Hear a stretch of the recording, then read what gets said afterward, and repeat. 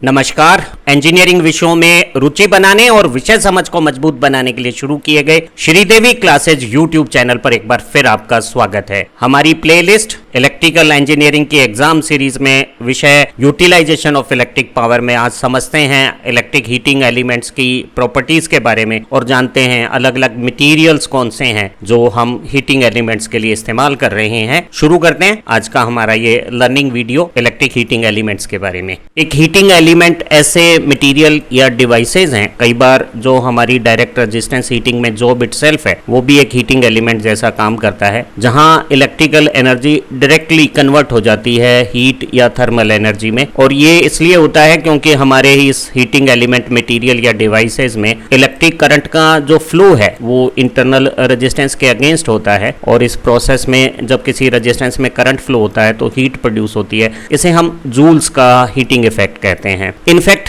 ऐसे heating process में जो इलेक्ट्रिक पोटेंशियल हम सप्लाई से हीटिंग एलिमेंट के अक्रॉस लगाते हैं वो करंट फ्लो बनाते समय जो हमारे फ्री इलेक्ट्रॉन्स हैं उनमें एक ड्रिफ्ट मोशन पैदा करता है और इलेक्ट्रिक पोटेंशियल जो इलेक्ट्रिक फील्ड बनाता है उससे ड्रिफ्ट मूविंग इलेक्ट्रॉन एक्सेलरेट होते हैं और इस प्रोसेस के दौरान मटेरियल के अंदर जो कोलिजन्स होते हैं उससे इलेक्ट्रॉन्स ने जो इलेक्ट्रिक फील्ड में एक्सेलरेट होकर जो एनर्जी पाई हुई होती है वो एनर्जी कोलिजन्स के दौरान हीटिंग एलिमेंट्स में जो आयंस और एटम्स हैं उनके पास चली जाती है। ये एक तरह का एटॉमिक स्केल पे इंटरनल फ्रिक्शन फिनोमिना है जो करंट फ्लो के दौरान ड्रिफ्ट मूविंग इलेक्ट्रॉन्स के कोलिजन से इलेक्ट्रिकल एनर्जी को हीट में बना देता है। जूल्स के लॉ के अनुसार जो हीट प्रोड्यूस होती है करंट फ्लो से किसी भी कंडक्टर में उसके वैल्यू को हम यूं एक्सप्रेस कर सकते हैं। बेसिकली इलेक्ट्रिक वर्क को इलेक्ट्रिक पावर और टाइम का प्रोडक्ट माना जा सकता है और इलेक्ट्रिक पावर वोल्टेज और करंट का प्रोडक्ट हो सकता है। तो वोल्टेज करंट प्रोडक्ट में टाइम का multiplication work done heat produce हो गई है। ओम्स लॉ से V = IR रिलेशन लगाएं तो हमारा जूल का रिलेशन बता रहा है कि किसी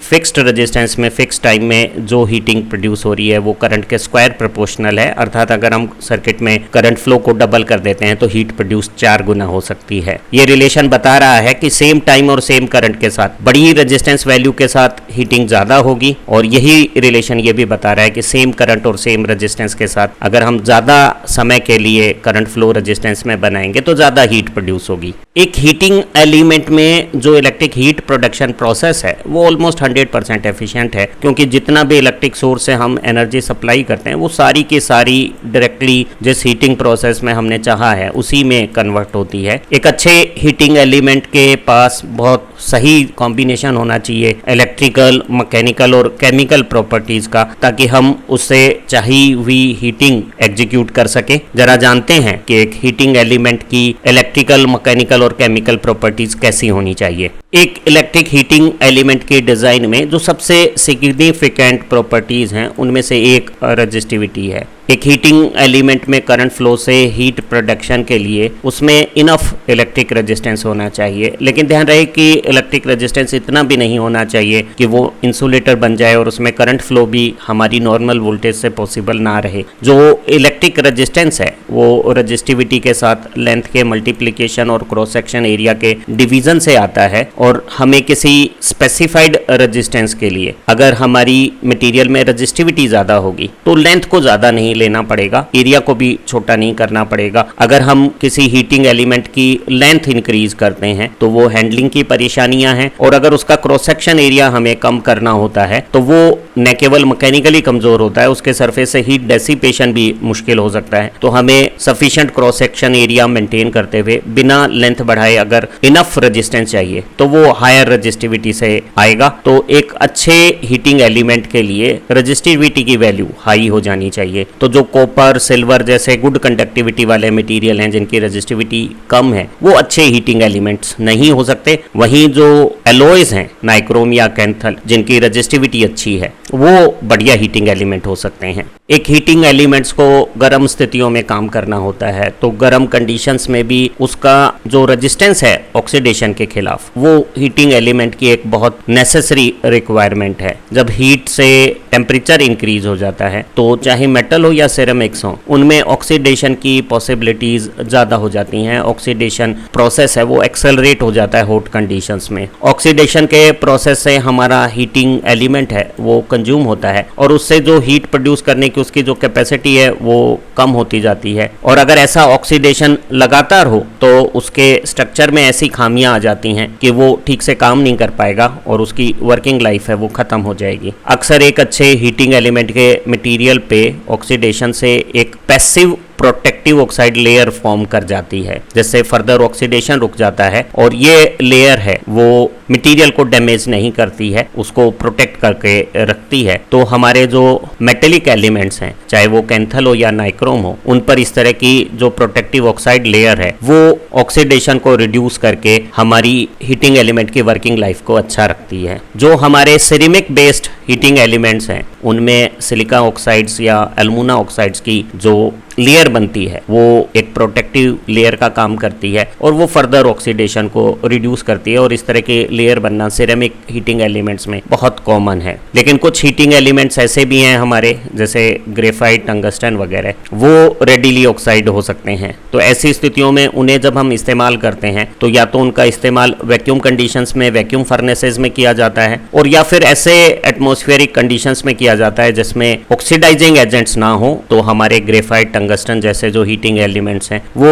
बिना ऑक्सीडाइज हुए अपनी हीटिंग एक्टिविटीज को कंसिडरेबल वर्किंग लाइफ के लिए कर सकते हैं। तो ऑक्सीडेशन के खिलाफ रेजिस्टेंस बहुत इंपॉर्टेंट है। मेटेलिक जो हमारे हीटिंग एलिमेंट्स हैं उन पे जो प्रोटेक्टिव ऑक्साइड लेयर्स हैं वो हमें हीटिंग एलिमेंट्स को लंबे समय काल तक इस्तेमाल योग्य बनाती हैं, और सिरेमिक हीटिंग एलिमेंट्स में जो सिलिका ऑक्साइड और एल्यूमिना ऑक्साइड की लेयर्स बनती है वो प्रोटेक्शन का काम करती है। एक अच्छे हीटिंग एलिमेंट के लिए टेम्परेचर कोएफिशिएंट ऑफ रेजिस्टेंस की एक छोटी वैल्यू डिजायरेबल है, ताकि उसका जो स्टार्टिंग कोल्ड कंडीशंस पे लोअर टेम्परेचर पे रेजिस्टेंस है और हॉट वर्किंग कंडीशन में रेजिस्टेंस है, दोनों में ज़्यादा अंतर ना आए। अन्यथा स्टार्टिंग कोल्ड कंडीशन में रेजिस्टेंस कम होने से वो स्टार्टिंग इनरश करंट ज़्यादा लेगा और ऐसी इनरश कंडीशन में एक्सेसिव जो जर्क होगा हीटिंग का वो हमारे हीटिंग एलिमेंट को डैमेज कर सकता है और हमारे हीटिंग प्रोसेस को भी डिस्टर्ब कर सकता है। तो ऐसी स्थिति में ऐसा हीटिंग एलिमेंट जिसका हॉट और कोल्ड कंडीशन में रेजिस्टेंस लगभग एक जैसा रहता है, टेम्परेचर वेरिएशन के साथ रेजिस्टेंस में वेरिएशन कम हो, जिसका टेम्परेचर कोएफिशिएंट ऑफ रेजिस्टेंस कम हो, वो अच्छे हीटिंग एलिमेंट्स कहलाएंगे। एक अच्छी बात है कि जो हमारे हीटिंग एलिमेंट्स हम नाइक्रोम या कैंथल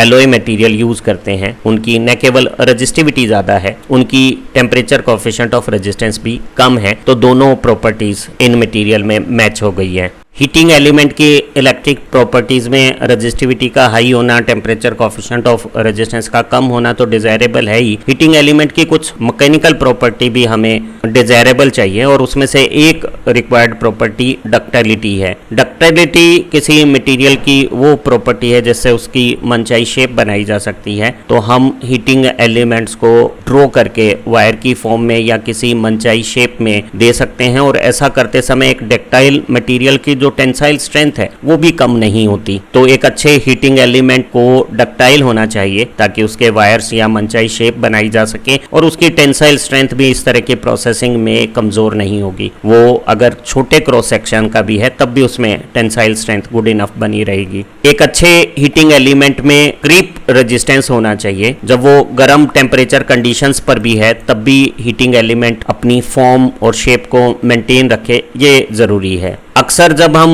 मटेरियल को गर्म करते हैं तो उस मटेरियल में एक मोल्टन या रिक्रिस्टलाइजेशन फेज आ जाता है और ऐसी स्थितियों में वो कमज़ोर हो जाता है और ऐसी कमज़ोर स्थितियों में उसमें डिफॉर्मेशन भी आसानी से आ सकते हैं। तो मटेरियल को हॉट कंडीशंस में भी डिफॉर्म या वीक नहीं होना चाहिए, ये भी उसकी एक डिजायर्ड प्रॉपर्टीज है। हीटिंग एलिमेंट के मटेरियल का मेल्टिंग पॉइंट काफ़ी हाई होना चाहिए ताकि हम हायर वर्किंग टेम्परेचर लिमिट्स पे भी हीटिंग एलिमेंट के मटेरियल का इस्तेमाल कर सकें। जो हमारे सिरेमिक प्रकार के हीटिंग एलिमेंट मटेरियल हैं उनके मेल्टिंग पॉइंट काफ़ी हाई हैं, तो वो इस तरह के ऑपरेशन हाई टेम्परेचर हीटिंग्स के लिए बहुत डिज़ायरेबल हीटिंग एलिमेंट्स कहला सकते हैं। और जो हमारे मेटेलिक हीटर्स हैं उनके मेल्टिंग पॉइंट उतने ज़्यादा हाई नहीं हैं, तो उन्हें हम बहुत ज़्यादा हाई टेम्परेचर की हीटिंग्स पे इस्तेमाल नहीं कर सकते हैं। तो मेटेलिक हीटर्स हैं वो 1000 डिग्री सेल्सियस जैसी टेम्परेचर कंडीशंस की हीटिंग के लिए सूटेबल हैं। और अगर आपको ज़्यादा टेम्परेचर की हीटिंग्स चाहिए तो आपको सिरेमिक हीटर्स का इस्तेमाल करना होगा। इन सब प्रॉपर्टीज़ के अलावा हीटिंग एलिमेंट का जो मटेरियल है वो नॉन कोरोसिव होना चाहिए, उसे डक्टाइल होने के साथ साथ इकोनॉमिकल भी होना चाहिए ताकि हमारा हीटिंग एलिमेंट की कॉस्ट ज़्यादा ना हो। अब ज़रा जानते हैं कि कॉमर्शियली हम किन किन मटेरियल का हीटिंग एलिमेंट्स के लिए इस्तेमाल करते हैं और उन मटेरियल्स की क्या प्रॉपर्टीज, पॉजिटिव मेरिट्स और नेगेटिव डीमेरिट्स हैं। हमें हीटिंग एलिमेंट के मटेरियल के लिए रेजिस्टिविटी हाई चाहिए, टीसीआर टेम्परेचर कोएफिशिएंट और रेजिस्टेंस कम चाहिए, तो प्योर मेटल्स की बजाय एलो मटेरियल, मिश्र धातु हैं, वो ज़्यादा बेहतर मटेरियल होंगे हीटिंग एलिमेंट्स के लिए। और जो सबसे ज़्यादा कॉमन मटेरियल हम हीटिंग एलिमेंट्स के लिए एलोय के रूप में इस्तेमाल करते हैं वो निकल और क्रोम की कंपोजिशन नाइक्रोम हो सकता है, और आयरन क्रोमियम की एल्युमिनियम के साथ जो एलोइंग है जिसे हम कैंथल कहते हैं कॉमर्शियली ट्रेड नेम से, वो सबसे ज़्यादा पॉपुलर मेटेलिक हीटिंग एलिमेंट्स हैं। वहीं सिरेमिक के रूप में हम मोलिब्डेनम सिलिसाइड्स और सिलिकॉन कार्बाइड्स का इस्तेमाल हीटिंग एलिमेंट्स के लिए करते हैं। ये सभी मटेरियल हैं वो हाई टेम्परेचर कंडीशंस पे भी ऑपरेट किए जा सकते हैं, क्योंकि वो हाई टेम्परेचर कंडीशंस में भी आसानी से ऑक्सीडाइज नहीं होते। एक दूसरे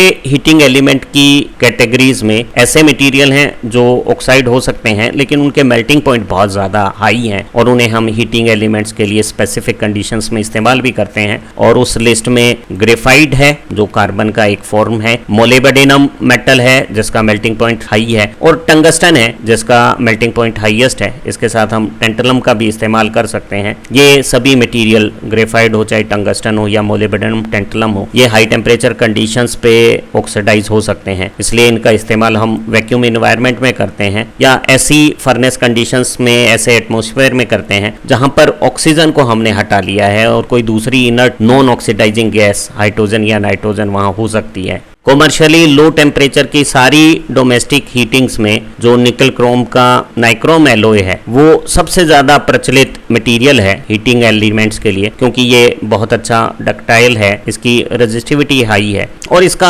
ऑक्सीडेशन रेजिस्टेंस बहुत खूबसूरत है। ये एक प्रोटेक्टिव लेयर बना के हाई टेम्परेचर कंडीशंस पे भी, ओपन एटमॉस्फेरिक ऑक्सीजन की प्रेजेंस वाली कंडीशंस पे भी ऑक्सीडाइज नहीं होता है। जो सबसे कॉमन हम निकल क्रोम एलोय कंपोजिशन यूज करते हैं उसमें निकल और क्रोमियम 80-20 रेशो में हम इस्तेमाल करते हैं, 80% निकल 20% क्रोमियम। कुछ दूसरे ट्रेड मैन्युफैक्चरर इस कंपोजिशन में हल्का अंतर भी कर सकते हैं। जो निकल क्रोम प्रकार के हमारे हीटिंग एलिमेंट्स हैं इनमें जो मैक्सिमम ऑपरेटिंग टेम्परेचर हम अचीव कर सकते हैं वो 1100 से 1200 डिग्री सेल्सियस के बीच में हो सकता है। अलग अलग कंपोजिशंस के साथ ये वेरिएशन हो सकता है। कुछ लोग कॉस्ट रिडक्शन के लिए इसमें हल्की मात्रा में आयरन मिलाकर फेरोनाइक्रोम नाम से एक एलोय बनाते हैं जिसका ऑपरेटिंग टेम्परेचर है वो रिलेटिवली कम 800 से 900 डिग्री सेल्सियस हो सकता है। और कॉमर्शियली जो लो टेम्परेचर की हीटिंग्स हैं जिसमें हमें बहुत ज़्यादा वर्क लाइफ भी नहीं चाहिए लेकिन कॉस्ट रिडक्शन शायद मेजर पैरामीटर है, वहाँ नाइक्रोम की बजाय हम आयरन कंपोजिशन के साथ निकल क्रोम फेरोनाइक्रोम एलोय का इस्तेमाल करते हैं। फेरोनाइक्रोम की कॉस्ट कम हो गई है, उसकी हाईएस्ट ऑपरेटिंग टेम्परेचर और वर्किंग लाइफ भी नाइक्रोम के कंपैरिजन में कम है। आयरन और क्रोमियम को एल्युमिनियम के साथ हम एक एलोय बनाते हैं और इसको पॉपुलरली ट्रेडमार्क कैंथल से इस्तेमाल किया जाता है। जो कैंथल की कंपोजिशन है उसमें क्रोमियम 20 से 24% हो सकता है और एल्युमिनियम बहुत थोड़ी मात्रा में 4 से 6% हो सकता है, और जो बची हुई मात्रा है 70 से 75% के बीच में वो आयरन है। तो आयरन एक मेजर कंस्टिट्यूएंट है और साथ में क्रोमियम और एल्युमिनियम का भी इस्तेमाल कैंथल बनाने में होता है। जो हमारा कैंथल मटीरियल है वो ज़्यादा सॉफ्ट है, वो आसानी से शेप ले सकता है, इसमें प्लाइबिलिटी अच्छी है, इसकी डेंसिटी भी कम है, तो ऐसे हीटिंग एलिमेंट का वेट भी नाइक्रोम के कंपैरिजन में कम होगा। और ये ज़्यादा ऑपरेटिंग टेम्परेचर पे भी इस्तेमाल किए जा सकते हैं। जहां नाइक्रोम 1100 डिग्री सेल्सियस तक यूज होता है वहां कैंथल को हम 1300 से 1400 डिग्री सेल्सियस के बीच में इस्तेमाल कर सकते हैं। लेकिन इसमें एक डीमेरिट है और वो ये है कि इसकी जो स्ट्रेंथ है वो हायर टेम्परेचर पे कम हो जाती है। जो कैंथल की मैन्युफैक्चरिंग है वो भी थोड़ी टीडियस कॉम्प्लेक्स है। इसे हम पाउडर मेटलर्जी प्रोसेस से बनाते हैं, जिसमें सभी इंग्रेडिएंट मटेरियल को पहले पाउडर फॉर्म करके और फिर टेम्परेचर सेंटरिंग से बनाते हैं। और इस तरह के प्रोसेस में हमें अलग से कुछ एडिटिव मटेरियल्स डालने पड़ते हैं जो इस कैंथल मटेरियल में जो एडिशनल स्ट्रेंथ और टफनेस की जो रिक्वायरमेंट है हायर टेम्परेचर की, उसे फुलफिल करते हैं। और इस मेटलर्जिकल प्रोसेस के कारण कैंथल रिलेटिवली थोड़ा महंगा भी हो जाता है। हालांकि इसकी कंपोजिशन में आयरन काफी ज्यादा अमाउंट में है और आयरन बहुत ज्यादा कॉस्टली मेटल नहीं है, फिर भी कैंथल क्योंकि एक टिपिकल पाउडर मेटलर्जिकल प्रोसेस से बनता है, तो उस प्रोसेस के टीडियस होने से उसमें जो जटिलता है और जो स्ट्रेंथ के लिए हम एडिटिव मटेरियल मिलाते हैं, उनके कारण कैंथल रिलेटिवली महंगा हीटिंग एलिमेंट मटेरियल भी है। मॉडर्न इंडस्ट्री की हीटिंग एप्लीकेशंस में हम सिरेमिक या रिफ्रैक्टरी मटेरियल्स हैं उनके हीटिंग एलिमेंट्स का ज्यादा इस्तेमाल करते हैं। और ऐसा ही एक मटेरियल मोलिब्डेनम डाइसिलिसाइड्स है। जो मोलिब्डेनम डाइसिलिसाइड्स है वो एक रिफ्रैक्टरी सरमेट है। वो सिरेमिक और मेटेलिक कंपोजिशंस का एक मिक्सर है, जिसमें सिलिका एक सिरेमिक मटेरियल है और मोलिब्डेनम एक मेटेलिक कंपोजिशन है। और इन दोनों के कॉम्प्लेक्स पाउडर मेटलर्जिक प्रोसेस में, जिसमें बहुत ज्यादा एनर्जी भी इन्वॉल्व है, उस प्रोसेस से हम मोलिब्डेनम सिलिसाइड हीटिंग एलिमेंट्स को प्रोड्यूस करते हैं। लेकिन जो अच्छी बात है वो यह है कि इस तरह के मोलिब्डेनम डाइसिलिसाइड हीटिंग एलिमेंट्स हैं उनके मेल्टिंग पॉइंट्स बहुत अच्छे हैं और इनका कोरोसिव रेजिस्टेंस भी बहुत अच्छा है। तो इन्हें रिफ्रैक्टरी लाइनिंग में हाई टेम्परेचर के हमारे फर्नेसेस वगैरह है उनमें बहुत इस्तेमाल किया जाता है। मोलिब्डेनम डाइसिलिसाइड हीटिंग एलिमेंट्स हैं वो किसी फर्नेस में हीटिंग टेम्परेचर 1900 डिग्री सेल्सियस जैसा भी पैदा कर सकते हैं, लेकिन मोलिब्डेनम सिलिसाइड्स की टफनेस ज्यादा नहीं है और इसमें ब्रिटलनेस भी बहुत ज्यादा है। तो इसे बहुत केयरफुली हैंडल करना होता है और इसे मनचाही शेप देना मुश्किल है। और हाई टेम्परेचर कंडीशंस में इसकी क्रीपेज भी ज्यादा है और वो बहुत आसानी से हाई टेम्परेचर कंडीशंस पे डिफॉर्म भी हो सकता है। तो इसे यूज करने के लिए हम लोग एक हेयर पेन स्टाइल में 2 शैंक के साथ एक टिपिकल शेप देते हैं इस सिरेमिक हीटिंग एलिमेंट्स को और इसे इस शेप के साथ एक इंसुलेटर सिरेमिक फॉर्मर पर अटैच करके इस्तेमाल करते हैं। वो जो सिरेमिक फॉर्मर है वो हॉट कंडीशंस पे भी इसकी शेप को इंटैक्ट रखता है और इसकी ये जो ड्रॉबैक्स हैं, इसे हम मनचाही शेप नहीं दे सकते, हाई टेम्परेचर पे ये डिफॉर्म भी हो जाता है, उसे हम कुछ काउंटर करते हैं। और मोलिब्डेनम डाइसिलिसाइड खुद बहुत अच्छा ऑक्सीडेशन रेजिस्टेंस रखता है और हाई टेम्परेचर पे भी हीटिंग के लिए बहुत सुटेबल बन जाता है। जो सिलिकॉन कार्बाइड सिरेमिक प्रकार के हीटिंग एलिमेंट्स हैं उन्हें हम सिलिकॉन कार्बाइड ग्रेन्स की रीक्रिस्टलाइन बॉन्डिंग से बनाते हैं और ये बॉन्डिंग प्रोसेस हमें 2100 डिग्री से ज्यादा टेम्परेचर की किसी मैन्युफैक्चरिंग प्रोसेस में करना होता है। जो सिलिकॉन कार्बाइड्स हैं इनमें कोई लिक्विड फेज नहीं है, ये सीधे सब्लिमेशन से वेपराइज होंगे, सॉलिड से सीधे वेपर स्टेट में आएंगे, बीच का कोई लिक्विड फेज नहीं है। तो ऐसी कंडीशन में अगर ये वेपराइज नहीं हो रहे हैं, सब्लिमेंट नहीं हो रहे हैं, तो इनमें कोई सैग या डिफॉर्मेशन या कोई क्रीप इफेक्ट किसी भी टेम्परेचर पर नहीं आएगा। तो ऐसे सिलिकॉन कार्बाइड हीटिंग एलिमेंट को मोलिब्डेनम डाइसिलिसाइड जैसे अलग से कोई सिरेमिक सपोर्ट्स देने की जरूरत नहीं है। सिलिकॉन कार्बाइड केमिकली इनर्ट है, इसमें अच्छी रिजिडिटी है और थर्मल एक्सपेंशन भी कम होता है, तो इसे आसानी से एक हीटिंग एलिमेंट की फॉर्म देकर हम हाई टेम्परेचर की हीटिंग्स के लिए सिलिकॉन कार्बाइड एलिमेंट्स का इस्तेमाल कर सकते हैं। सिलिकॉन कार्बाइड हीटर्स हैं, उनकी मदद से हम 1600 से 1700 डिग्री सेल्सियस जैसा हीटिंग टेम्परेचर फर्नेस में अचीव कर सकते हैं। लेकिन इनमें एक समस्या है, इनकी जो इलेक्ट्रिक रेजिस्टिविटी है वो समय के साथ बढ़ती है। इस इफेक्ट को हम एजिंग कह सकते हैं। समय के साथ इसके जो इलेक्ट्रिक प्रॉपर्टीज है, रेजिस्टिविटी, उसमें चेंज आता है और रेजिस्टिविटी जब इंक्रीज होती है तो इसका रेजिस्टेंस भी इंक्रीज हो जाता है और जो हमारा सेम वोल्टेज सोर्स है वो सेम हीटिंग पावर मेंटेन नहीं कर पाएगा। तो पावर कैपेसिटी को सेम मेंटेन करने के लिए, हीटिंग एलिमेंट के पावर आउटपुट को मेंटेन रखने के लिए हमें एक ऐसा वोल्टेज सोर्स चाहिएगा जिसकी मैग्नीट्यूड समय के साथ हम जैसी हीटिंग एलिमेंट की रेजिस्टिविटी में इंक्रीज हुई है उसी अनुसार हमारी सप्लाई वोल्टेज भी इंक्रीज की जाए, ताकि हमारे हीटिंग सिस्टम्स की जो पावर आउटपुट है उसे कांस्टेंट मेंटेन किया जा सके। अक्सर ये एक लिमिट से ज्यादा वेरिएबल वोल्टेज को करना संभव नहीं होता, तो ये जो एजिंग इफेक्ट है वो कुछ समय बाद सिलिकॉन कार्बाइड जो हीटिंग एलिमेंट्स हैं उनकी पावर को इतना कम कर देता है कि उन्हें हमें रिप्लेस करना पड़ता है। तो हमारी जो एजिंग है वो सिलिकॉन कार्बाइड हीटिंग एलिमेंट्स की लाइफ को लिमिटेड कर देती है और इनकी परफॉर्मेंस समय के साथ कमजोर होती है। ग्रेफाइट एक मिनरल कंपोजिशन है कार्बन की, जिसमें अच्छी कंडक्टिविटी है और इसमें जो एटम्स हैं वो एक हेक्सागोनल स्ट्रक्चर में अरेंज्ड होते हैं। ग्रेफाइट का मेल्टिंग पॉइंट काफी अधिक है, तो ग्रेफाइट हीटिंग एलिमेंट्स हैं वो 2000 डिग्री सेल्सियस से भी ज्यादा टेम्परेचर कंडीशंस पैदा कर सकते हैं। ग्रेफाइट जो थर्मल शॉक्स होते हैं, हॉट और कोल्ड कंडीशंस की साइक्लिक वेरिएशंस होते हैं, उसे भी आसानी से विथस्टैंड कर सकता है और वो ब्रिटल नहीं बनता। तो heating cooling rapid cyclic variations पर भी ये लॉन्ग लाइफ में काम दे सकता है। लेकिन जो मेन डिसएडवांटेज है ग्रेफाइट हीटिंग एलिमेंट्स का, वो इनकी हाई टेम्परेचर कंडीशंस पे रेडिली ऑक्साइड हो जाने की टेंडेंसी है। ये ऑक्सीजन की प्रेजेंस में इस्तेमाल नहीं किए जा सकते हैं। तो हम ग्रेफाइट हीटिंग एलिमेंट्स को केवल उन जगहों पर यूज करते हैं जहां ऑक्सीजन और दूसरी ऑक्सीडाइजिंग गैसें हैं वो हटा ली गई हैं या पूरी तरह से वैक्यूम कंडीशंस में फर्नेस ऑपरेट होता है, ताकि हमारा जो ग्रेफाइट हीटिंग एलिमेंट है वो बिना ऑक्सीडाइज हुए अपनी यूजफुल लाइफ को मेंटेन करता हुआ हीटिंग प्रोसेस को एग्जीक्यूट करता रहे। हाई मेल्टिंग पॉइंट वाली कुछ रिफ्रैक्टरी मेटल्स हैं जैसे कि मोलिब्डेनम है, टंगस्टन है, टेंटलम है, इनकी प्रॉपर्टीज भी ग्रेफाइट जैसी है। इन सभी का भी इस्तेमाल हम हीटिंग एलिमेंट्स के लिए करते हैं। इन सब में टंगस्टन का मेल्टिंग पॉइंट सबसे ज्यादा है, लेकिन ये सबसे ज्यादा महंगा भी है। कॉमर्शियल वाइबिलिटी के हिसाब से इन सभी में मोलिब्डेनम सबसे पॉपुलर चॉइस है क्योंकि वो सबसे कम कीमत में उपलब्ध है। लेकिन ग्रेफाइट की तुलना में मोलिब्डेनम भी थोड़ा महंगा है क्योंकि